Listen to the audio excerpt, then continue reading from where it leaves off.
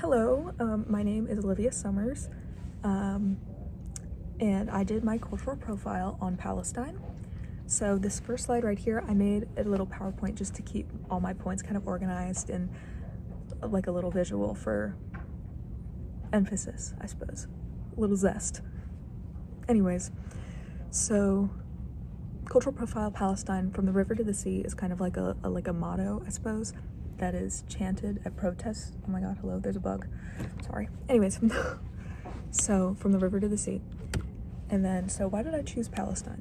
So obviously there's kind of a lot going on in Palestine right now. They're in the middle of an ethnic cleansing. There's a genocide happening, the Israeli occupation. You know, there's lots going on over there. And I'd seen all of that in the news, and I kind of just wanted to be more in touch and informed about what's happening. And then in the documentary that we watched, The Taste of Home, I think, I was really touched by Dawood Abu Diab. I think I butchered that, but he's the president and the founder of the Faith and Culture Center in Nashville. And he said that it's about people, it's about heritage, it's about food, and it's about politics. It's about hurt and injury and occupation. And I was really touched by that because I feel like the sentiments are always so tightly interwound with your culture and your food and your politics. I think that they're all connected. So some basic info about Palestine. In general, Palestine is a state in West Africa, and I say state because over half of the UN recognizes Palestine as a state. So 146 out of 193 members of the UN. The US is not one of them. Shocker. Okay, so the population in 2023, before October 7th, it was around 5 million people.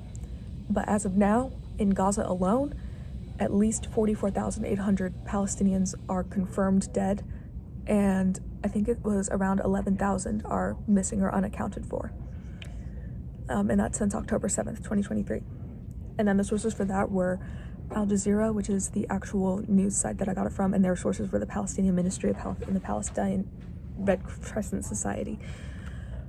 And then, the picture there said La Vivre Palestine, which is French for Palestine will live.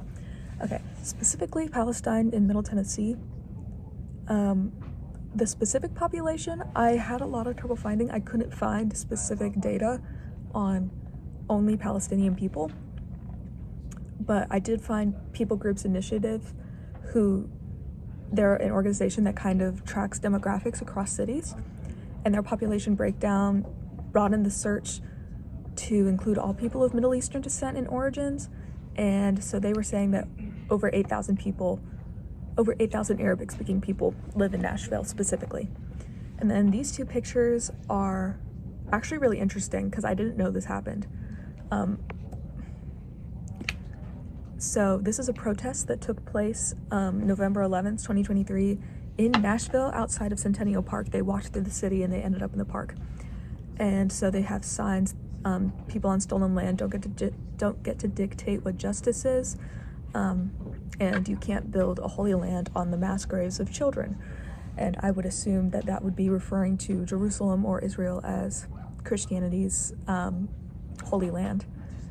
And so an unnamed organizer of the protest said that not only is it a protest, but it's a space for community grief for the many Nashvillians who are from or have family in Palestine. And I kind of wish I'd been there. I didn't know what was happening. So for my site visit, I really wanted to do an interview, but I couldn't find anyone, and I don't think I should have just gone asking around, been like, are you Palestinian? So I decided that it would be fun if I took my two friends to a restaurant in Nashville called Jerusalem Rebar. It's got 4.6 stars on Yelp. It's really good.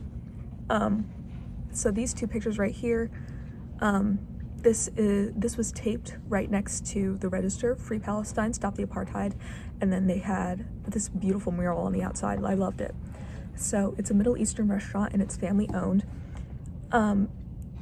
So it was very kind of community centered. A lot of people were coming in, and I didn't notice a lot of people coming in and sitting down, but I noticed a lot of people coming and chatting with the people there like they knew them. And a lot of people were being handed keffiyehs, which is like a black and white Palestinian headscarf I should have put a picture, but it's kind of become a symbol of resistance. And I noticed a lot of people being handed that over the register, which I should have asked about, but I was shy. Anyways, so after my experience at Jerusalem Rebar and most of my research, I would say that Palestine would definitely be a warmer climate culture. I mean, I haven't been there, but you know. So everyone was really kind and welcoming. Our waiter stopped by several times to check on us, and so did the other waitress. And I could hear the employees talking in the back and laughing. And it was a family-owned restaurant, and I think that that was very apparent in how they treated everyone, because everyone was really kind. So yeah, the restaurant, 5 out of 5 stars. If you're looking for Middle Eastern food, go there. It was really nice. I got the falafel wrap, and my friends got chicken shawarma. And oh yeah, and this mural on the outside was really beautiful too. I'm running out of time, but yeah, thank you.